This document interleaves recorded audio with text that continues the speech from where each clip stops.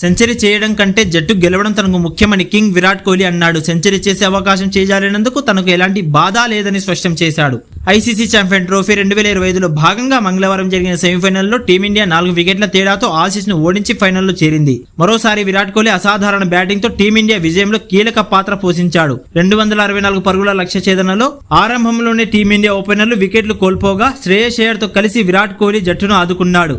అయ్యర్తో కలిసి 3వ వికెట్కు 91 పరుగులు, అక్షర్ పటేల్తో కలిసి 4వ వికెట్కు 44 పరుగులు జోడించాడు. సింగిల్స్ డబల్స్ తోనే పరుగులు చేసిన కోహ్లీ సెంచరీ ముంగిట అనవసర షాట్కు ప్రయత్నించి అవుట్ అయ్యాడు. హార్దిక్ పాండ్యా భారీ సిక్సర్ల సహాయంతో కేఎల్ రాహుల్ విజయాలాంఛనాన్ని పూర్తి చేశాడు. కాగా భారత్ విజయంలో కీలక పాత్ర పోషించిన విరాట్ కోహ్లీకి player of the match award దక్కింది. ఈ సందర్భంగా సెంచరీ చేజారడంపై ప్రశ్నించగా కోహ్లీ ఆసక్తికర వ్యాఖ్యలు చేశాడు. రికార్డ్స్ ను తాను ఎప్పుడు పట్టించుకోనని, జట్టు విజయానికి ప్రాధాన్యత ఇస్తానని తెలిపాడు. పాకిస్తాన్ తో ఆడినట్లే తాజా మ్యాచ్ లో బ్యాటింగ్ చేశానని చెప్పాడు. ఇది పాకిస్తాన్ మ్యాచ్ తరహా ఇన్నింగ్సే. పరిస్థితులను అర్థం చేసుకుని స్ట్రైక్ రొటేట్ చేయడంపై ఫోకస్ పెట్టాను. ఎందుకంటే ఈ తరహా పిచ్చులపై భాగస్వామ్యాలు నెలకొల్పడం చాలా ముఖ్యం. పరిస్థితులకు తగ్గట్టే నేను ఆడాను. ఎలాంటి ఆతృత కనబరచకుండా ప్రశాంతంగా బ్యాటింగ్ చేశాను. ఈ ఇన్నింగ్స్ లో నేను తీసిన సింగిల్స్ చాలా సంతోషాన్ని ఇచ్చాయి. అలాగే ఈ గేమ్ మొత్తం ఒత్తిడికి సంబంధించినది. మ్యాచ్ ను మరింత డీప్ గా తీసుకెళ్తే ప్రత్యర్థి ఒత్తిడికి గురై విజయ అవకాశాలను ఇస్తుంది. కాబట్టి మనల్ని మనం నియంత్రించుకోవడం చాలా ముఖ్యం. చేయాల్సిన పరుగులు సగటు 6 ఉన్నా నేను భయపడేవాడిని కాదు.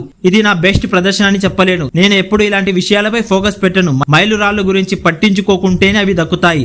నేను సెంచరీ చేస్తే గొప్పగా ఫీల్ అయ్యేవాడిని, కానీ సెంచరీ కంటే నాకు జట్టు విజయం ముఖ్యం. సెంచరీ మిస్ అయిందనే బాధ ఏమాత్రం లేదు అని విరాట్ కోహ్లీ తెలిపాడు.